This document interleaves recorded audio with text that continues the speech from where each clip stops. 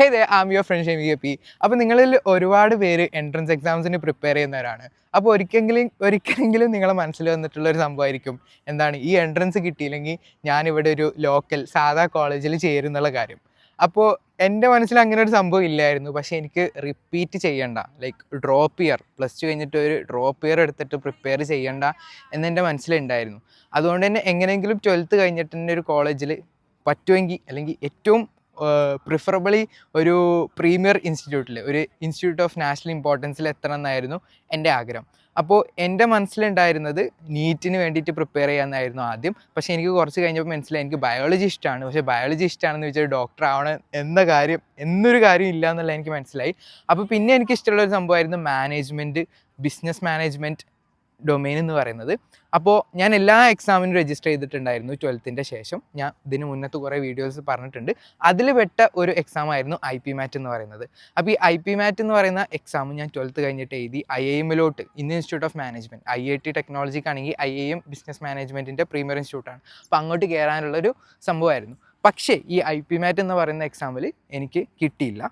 ഒരു IIM-ൻ്റെ ഇൻ്റർവ്യൂ വരെ, IIM റാഞ്ചിയുടെ interview വരെ എത്തി. പക്ഷേ അതിലൊന്നും എനിക്ക് കിട്ടിയില്ല.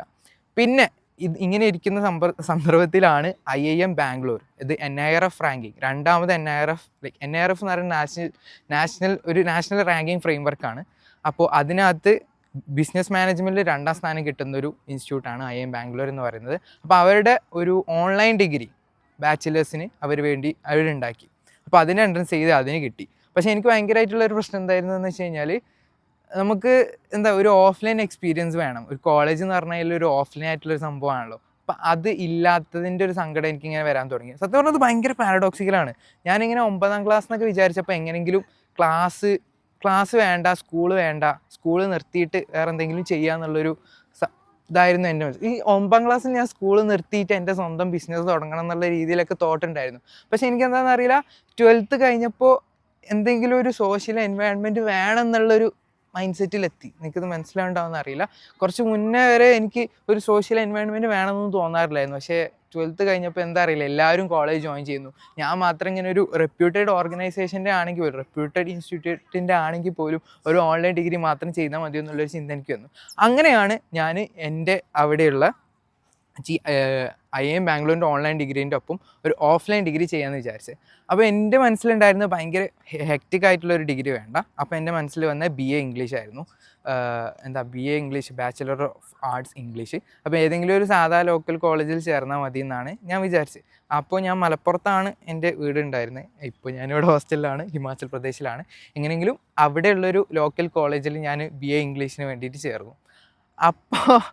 അപ്പോൾ പക്ഷെ ഉണ്ടായത് എന്താണെന്ന് വെച്ച് കഴിഞ്ഞാൽ, ഞാൻ ഒരു ദിവസം പോയി, ഒരു സാധാ കോളേജാണ്, നിങ്ങൾ മനസ്സിലാക്കണം, എൻട്രൻസിന് വേണ്ടിയിട്ടൊക്കെ ഇങ്ങനെ പ്രിപ്പയർ ചെയ്തൊരു കുട്ടി പിന്നെ അവസാനം ഒരു സാധാ കോളേജിൽ പോയി കഴിഞ്ഞാൽ കുറേ എക്സ്പെക്റ്റേഷൻസ് മീറ്റ് ആവില്ല.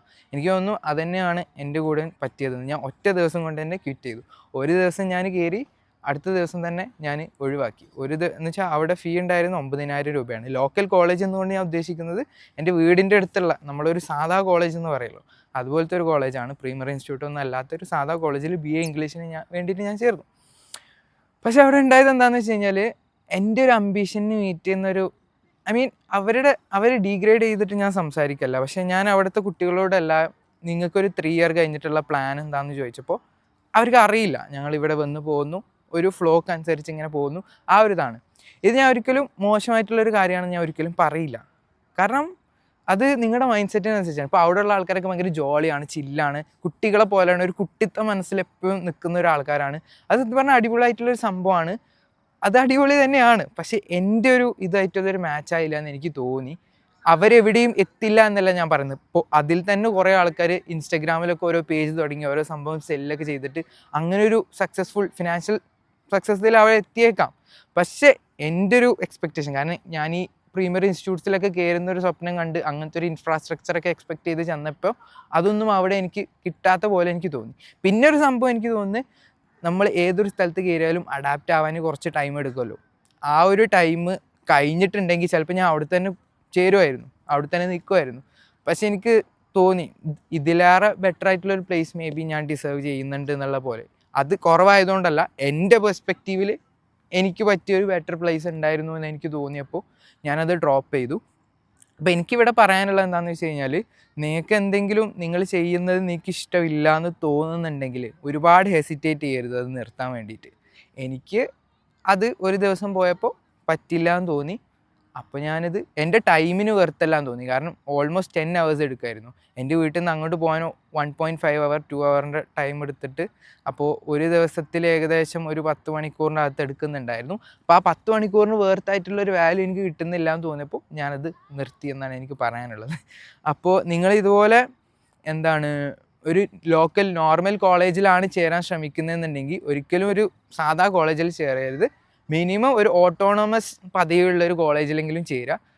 അതാണ് എനിക്ക് പറയാനുള്ളത്. If you have that ambitious mind set. പിന്നെ റിപ്പീറ്റ് ചെയ്യുന്നത് മോശമാണോ എന്ന് ചോദിച്ചാൽ അങ്ങനെ എങ്ങനെയെങ്കിലും നിങ്ങൾ 11th 12th തന്നെ ആക്കിയെടുക്കാൻ തോന്നുക. പക്ഷെ നിങ്ങളുടെ ഇൻട്രസ്റ്റ് അതിൽ തന്നെയാണ് നിങ്ങൾക്ക് ഉറപ്പുണ്ടെന്നുണ്ടെങ്കിൽ, വെറുതെ ചുറ്റുള്ളവരത് കണ്ടിട്ട് എടുക്കുകയല്ല, പക്ഷെ നിങ്ങൾക്ക് ഉറപ്പാണ് ഇതാണ് നിങ്ങൾക്ക് വേണ്ടതെന്നുണ്ടെങ്കിൽ നിങ്ങൾ ഡ്രോപ്പ് ഇയർ എടുക്കുന്നത് കൊണ്ട് വലിയ പ്രശ്നമില്ല. എനിക്ക് ഡ്രോപ്പ് ഇയർ എടുക്കാൻ പറ്റാത്തതിൻ്റെ കാരണം എന്താണെന്ന് വെച്ച് കഴിഞ്ഞാൽ, ഈ IP മാറ്റിൽ ഒരു ഏജ് ലിമിറ്റ് ഉണ്ടായിരുന്നു. അപ്പോൾ ഞാൻ LKGയിൽ ചേർന്നത്, എൻ്റെ LKGയിൽ ചേർന്നത് ഞാൻ ഒരു 1 year 2 year ലേറ്റ് ആയിരുന്നു നോർത്തിനെ കമ്പയർ ചെയ്തിട്ട്. അത് കാരണം എനിക്ക് IP മാറ്റിൽ റിപ്പീറ്റ് ചെയ്യാൻ പറ്റില്ല. ഓക്കെ, ഞാൻ +2 പാസ്സായപ്പോൾ തന്നെ എനിക്ക് 19 വയസ്സുണ്ടായിരുന്നു. അപ്പോൾ അത്ര പാടില്ല, 17 18 പാടുള്ളൂ. 20 വയസ്സായി കഴിഞ്ഞാൽ പിന്നെ ഈ IP മാറ്റ് പറയുന്ന എക്സാം എഴുതാൻ പറ്റില്ല. അതുകൊണ്ടാണ് എനിക്ക് ഡ്രോപ്പ് എടുക്കാൻ പറ്റാഞ്ഞത്. പക്ഷേ അതിനുശേഷം IIM സിർമോർ BMS പ്രോഗ്രാം ലോഞ്ച് ചെയ്തു. അപ്പോൾ അതിൻ്റെ ഇൻ്റർവ്യൂ എനിക്ക് കിട്ടി. അങ്ങനെയാണ് നമ്മൾ ഹിമാചൽ പ്രദേശിലെത്തിയത്. എന്തായാലും ഇതൊരു ചെറിയ വീഡിയോ ആണ്. ഇതിനകത്ത് വലിയ വാല്യൂ ഉണ്ടോയെന്ന് എനിക്കറിയില്ല. പക്ഷേ ജസ്റ്റ് ഞാനൊരു കോളേജിൽ ജോയിൻ ചെയ്തു, അവിടെ നിന്ന് ഒഴിവായതിൻ്റെ കാരണം ഇതിനകത്ത് പറയുന്നു. എനിക്കറിയില്ല, ഞാൻ ഒരുപാട് കാലം കഴിഞ്ഞിട്ടാണ് വീഡിയോ എടുക്കുന്നത്. എനിക്ക് സത്യം പറഞ്ഞാൽ ഇതൊരു സീരീസൊക്കെ ആക്കാൻ ആഗ്രഹമുണ്ട്. എന്നും ഇങ്ങനെ എന്തെങ്കിലുമൊക്കെ ഡയറി പോലെ ജേണൽ പോലെ എടുക്കുക. അപ്പോൾ എൻ്റെ ഒരു ചാനലിൻ്റെ ഒരു സെറ്റിംഗ് എങ്ങനെയാണെന്ന് വെച്ച് കഴിഞ്ഞാൽ നിങ്ങൾ കണ്ടിട്ടുണ്ടാകും. ഭയങ്കര കാൻഡിഡ് ആയിട്ടുള്ള വീഡിയോസാണ് ഞാൻ എടുക്കാറ്. ഇപ്പോൾ ഞാൻ കുറേ കഴിഞ്ഞിട്ടാണ് ഇതുപോലൊരു വീഡിയോ എടുക്കുന്നത്. സോ അതിൻ്റെ ഒരു ഫ്ലോയിലെത്തണം.